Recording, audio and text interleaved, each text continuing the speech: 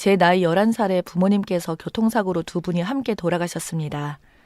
뭔가 슬퍼할 겨를도 없이 장례를 치르고 형제도 없는 탓에 결혼도 하지 않은 삼촌이 저를 걷어서 키워주셨어요.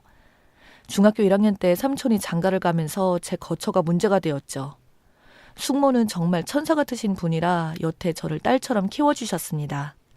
저와 숙모는 죽이 잘 맞아요. 제가 중2 때 임신을 하셔서 고등학교 시절엔 동생이 생긴 것만도 너무 좋았죠. 숙모와 삼촌과 동생과 보내는 시간이 정말 행복했습니다. 그때는 고맙기만 했는데 커서 세상에 나와보니 숙모와 삼촌이 얼마나 대단한 사람들인지 두 분이 존경스러웠어요. 제가 저에게 들어간 저의 양육비라던가 대학 자금 등등을 걱정할 때 삼촌과 숙모는 저희 부모님께서 물려주신 돈으로 충분하다고 그런 걱정은 하지 말라고 오히려 저를 다독이셨죠. 대학 다닐 때도 삼촌과 숙모께 고마운 마음에 장학금 받으려고 더 열심히 공부했어요. 그렇게 지내다 제가 결혼을 한다고 나섰던 작년 5월, 제게 결혼 준비하기에 모자랄지도 모르지만 너희 부모님이 물려주신 돈이라며 제게 통장 하나를 주셨어요. 그 통장이 1억이 있었습니다. 부모님 보험금이었어요. 그걸 보고 얼마나 울었는지 모릅니다. 엄마 아빠 생각이 나서가 아니라 삼촌과 숙모께 너무 감사해서요. 그간 저희 부모님께서 물려주신 돈은 손도 대지 않으셨던 거죠. 오로지 두 분이서 저를 거두셨습니다. 큼직큼직한 돈은 할머니 할아버지께서 도와주셨고 외가에서 도와주셨다고 삼촌께서 말씀해 주더라고요. 제가 바보도 아니고 그 돈을 다 가져오나요? 제가 그동안 모아둔 돈만으로도 결혼 자금은 충분하니 이 돈은 삼촌께서 지니고 계셨다가 나중에 정말 저에게 큰일이 생기면 정말 자식이다 생각하고 저를 위해 써달라고 맡겨놓기로 했습니다. 저는 올해 30살에 그 사람과 결혼했어요. 연차는 같아도 저는 경력직이고 신랑은 신입이라 제가 선임이나 마찬가지였어요. 물론 연봉도 20% 정도 차이가 나요. 저는 꾸준히 10%씩 연봉 인상을 해왔고 신랑은 2번이나 C등급을 받아서 4% 정도밖에 인상을 못한 적이 있어요. 그래서 연봉 차이가 꽤 납니다. 제가 이 회사에 이직을 한 나이가 26살이었고 남편은 30이었는데 신입이었죠. 입시를 준비하다가 입사를 하게 되었다고 했었어요. 연애를 시작하면서부터 신랑은 계속해서 결혼을 이야기해왔습니다.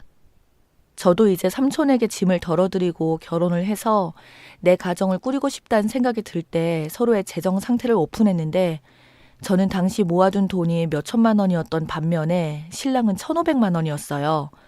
모두들 아시다시피 8,500만 원으로는 서울 하늘 아래서 전세는 꿈도 못 꾸고 반전세를 살아야 하거나 혹은 대출을 껴야 하는 상황이었습니다. 하지만 저는 제게 남겨준 유산에 대해서는 일절 말하지 않았어요. 속이는 게 아니라 진심으로 그 돈은 제 돈이라고 생각한 적이 없었기 때문이죠. 그 돈은 저를 이렇게 잘 키워주신 삼촌 내외분 것이라고 생각합니다.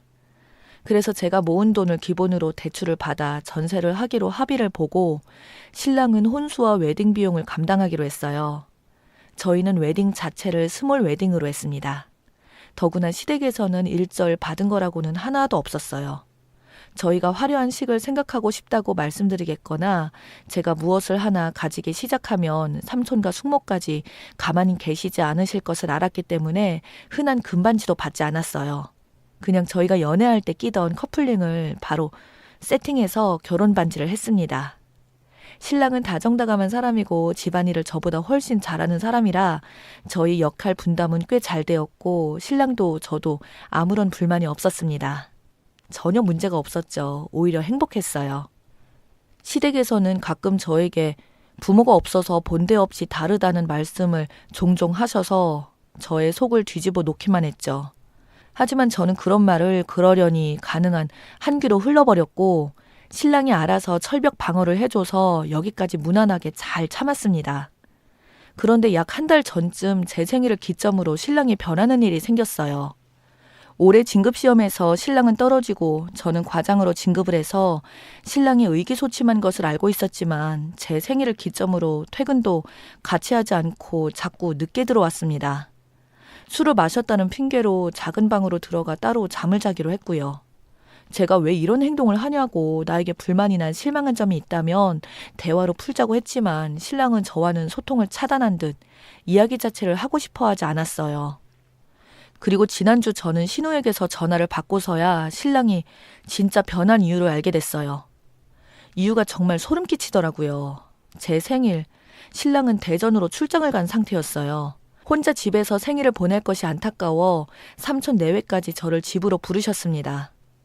조촐하게 파티를 하고 오랜만에 만나는 동생 용돈도 해주고 기분 좋게 집으로 돌아왔습니다. 그런데 다음날 숙모께서 동생에게 준 용돈을 제 통장에 이체해 놓으시고 그걸 사진으로 찍어서 제게 전송하셨더군요.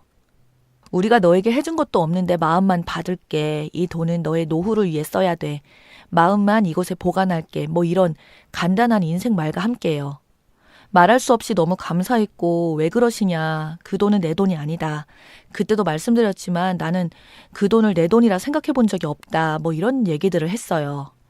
그때 숙모께서 차라리 대출금을 이 돈으로 해결해라. 그런 내용들의 이야기를 나눴어요. 제가 그 돈을 거절한 내용의 카톡을 신랑이 봤던 겁니다. 저에 대한 모든 말이 거짓으로 들리고 그렇게 돈이 많으면서 이자까지 물면서 이렇게 좁아터진 집에서 사는 이유를 모르겠다고 생각했다네요. 한참을 생각해도 답이 나오지 않아 남편은 신우에게 고민을 털어놨고 그 이야기를 들은 신우는 제게 득달같이 전화한 거였어요. 결혼을 했으면 넌 이 집 식구야. 왜 삼촌 내외한테 네 돈을 주고 난리야? 너는 대체 상식이 있니? 없니? 앞으로 너를 건사할 사람은 내 동생이야. 이런 말도 안 되는 소리를 하길래 남편과 저는 서로 합의하에 결혼했고 동등하게 시작한 관계고 돈 말씀하시니 얘기할게요. 금전적으로라면 제가 더 많이 보태서 시작했죠. 그리고 전 지금 충분히 내 밥벌이를 하고 있습니다. 아시겠지만 애기 하나 키우려면 돈, 정성, 말도 못하는 것들이 들어가는데 어린 시절 1에서부터 10까지 모두 돈이죠. 대학 학비, 학원비 어디 모자랄 것도 없이 삼촌 내외께서 해주셨어요. 전 짐승이 아니에요. 당연히 제가 드려야 할 돈이고 더 드릴 수 있다면 더 드려야죠. 지금도 그 돈은 제 돈이 아니라고 생각합니다. 돈 욕심 내지 않은 내 부모의 목숨값을 왜 남편과 언니가 욕심을 내는지 모르겠네요. 라고 하니까 신우는 이런 또라이 하는 말만 하고 끊었어요. 저와 삼촌의 모든 이야기를 시댁에 넣어놓은 신랑을 신임할 수 없었고 그렇게나 다정했던 사람이 이렇게 변한 것도 배신감이 들었어요. 그래도 이야기는 해봐야겠다 싶었죠. 퇴근해서 돌아온 신랑에게 당신이 왜 그러는지 신우에게 들었다고 했어요. 여보, 물론 결혼 전에 큰 돈이 생긴 거에 대한 거 오늘 삼촌 내외에게 드린 부분에 대해서 당신에게 오픈하지 않은 게 잘못일 수도 있다고 생각을 해. 하지만 그래도 당신과는 무관한 돈이고 당신을 알기 전부터 존재했던 돈이잖아. 그 돈이 있던 없던 우리는 현재 만족하는 삶을 살아왔고 전혀 부족함이 없었는데 왜 이렇게 변한 거야? 이렇게 얘기를 했더니 신랑이 한마디 하더라고요. 너 진짜 누나 말대로 또라이야? 벌써 신우와 통화했나 봅니다. 그 돈의 존재 유무에 의해 남편이 이렇게 변할 수 있다는 것에 정말 소름이 끼쳤고 아무리 생각해도 이건 아니다 싶어서 이혼하자고 얘기를 했어요. 그리고 신랑에게 돌아온 말은 이게 뭐가 잘났다고 이혼을 운운해? 엄마 말이 틀린 거 없어. 본데 없이 자란 사람이라 이혼도 쉽게 생각하는 거겠지. 그러니까 그렇게 엄청난 비밀을 갖고 나랑 결혼했던 거고 내가 우습지? 아주 너 같은 고아가 이혼해서 뭐하게. 이혼할 자격도 없어. 뭐라고? 내가 뭘 들은 건지 그 돈 때문에 그래도 사랑했던 사람이 나를 이혼할 자격도 없는 비참한 사람으로 만들다니 이렇게는 안 되겠다 생각했습니다. 헤어지게 되더라도 저를 키워주신 우리 삼촌과 숙모를 생각해서라도 나를 어떤 마음으로 키우셨을지 너무나 충분히 훌륭하신 분들이고 우리 부모님도 계셨다는 걸 똑바로 각인시키게 해줘야겠다고 생각했어요. 삼촌과 숙모께 간단히 사정을 말씀드리고 오시라고 부탁했어요. 마음 아파하실 분들이지만 제가 앞으로 더 잘하면 되니까요. 두 분은 헐레벌떡 오셨습니다. 그 모습이 더 슬펐어요. 식탁에 네 사람이 앉았어요. 자기도 양심이 있었는지 삼촌을 보더니 가만히 있더라고요. 당연히 정적이 흘렀지만 아무 말 없는 와중에 숙모가 통장을 2개 내밀었습니다. 저도 놀라서 이게 뭐예요? 제 마음 아시잖아요. 이러시면 안 돼요. 했더니 삼촌이 그러시더라고요. 예전에 너에게 줬던 통장은 두 분 목숨값이 맞아. 그리고 이 통장은 네 부모님 유산이야. 우리는 정말 내 새끼라고 생각하고 너를 키웠어. 부족했을지 모르겠지만 항상 사랑했고 지금도 그렇게 정말 큰 돈이라 이 돈이야말로 정말 필요하다는 생각이 들 때 주려고 했어. 지금이 그때인 것 같다. 우리는 네가 어떤 결정을 하던 존중할 거고 우리는 괜찮다는 것만 알아둬라. 라고 하시며 통장을 열어보니 12억이 있었습니다. 저는 아무 말도 할 수가 없었어요. 저를 키워주신 것만으로도 감사한데 어떻게 이런 생각을 하실 수 있는지. 저를 키워주신 분들이 이렇게 훌륭하신 분들인데 말이에요. 정말 제가 이렇게 있을 수는 없다는 생각에 확신이 들더군요. 게다가 저 돈이면 저를 키워주신 우리 삼촌 식구들 훨씬 더 여유롭게 사실 수 있잖아요. 물론 저도 그렇고요. 앉아있던 남편의 표정을 보셨어야 하는데 입이 떡 벌어져서 진짜 씁쓸하더라고요. 삼촌 네 분이 더 말씀 안 하시고 집으로 가셨어요.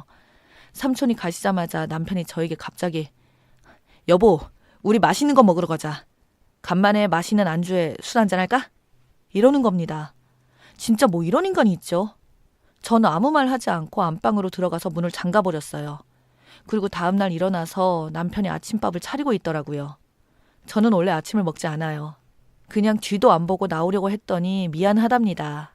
자기가 너무 답답해서 실성을 했다며 그렇게 훌륭하신 삼촌 아래 자라서 제가 이렇게 잘 클 것 같다는 거예요. 전 그냥 출근했어요. 그런데 출근을 하고 일을 할 수 없을 정도로 시댁 식구들한테 전화가 오더라고요. 아예 핸드폰을 꺼버렸죠. 퇴근을 하고 집에 왔는데 문 앞에 왠지 느낌이 싸하더라고요. 역시나 시댁 식구들이 우르르 몰려와 있었어요. 시누이와 어머니가 저를 보고 달려 나오더니 어머 왔어? 아, 왜 이렇게 늦었어? 얼른 들어와. 내 집이지 자기들 집이랍니까? 저보고 또라이라고 하던 그 신우는 어디 가고요. 신랑이란 사람 정말 참을 수 없을 가벼움을 가지고 있었어요. 언제 또 가서 얘기했나 봐요. 땡땡아, 얘기 다 들었어. 삼촌 네 분들 정말 좋은 분들이시라며. 아, 우리가 잘못 알았네. 미안해. 부모님께서 그렇게 큰 돈을 물려주시고 이제 정말 잘 살아보자. 내가 정말 진짜 미안해. 신우가 그렇게 말하던데 속이 시꺼멓게 해서 더 정이 떨어지는 거예요. 아니에요. 미안하실 것도 없고 잘못하신 것도 없어요. 남편이랑 통화 중에 가정교육 잘못 받아서 그런다고 하셨죠. 저랑 할 얘기가 남았을 텐데 왜 그쪽 것을 얘기하죠? 저한테 안 하던 얘기를 거기서 다 하나 봐요. 그래서 저도 이쪽에 말할게요. 저는 이혼할 거고 이 집도 빼서 나갈 거예요. 저같이 근본 없는 사람 집에 들여놓고 이제까지 얼마나 속상하셨어요. 생각이고 뭐고 할 것 없이 저는 이혼하겠습니다. 남편한테 좀 전해주세요. 그리고 집을 뛰쳐나왔습니다. 무언가 가슴에 막혔던 것이 뻥 뚫린 것 같았어요.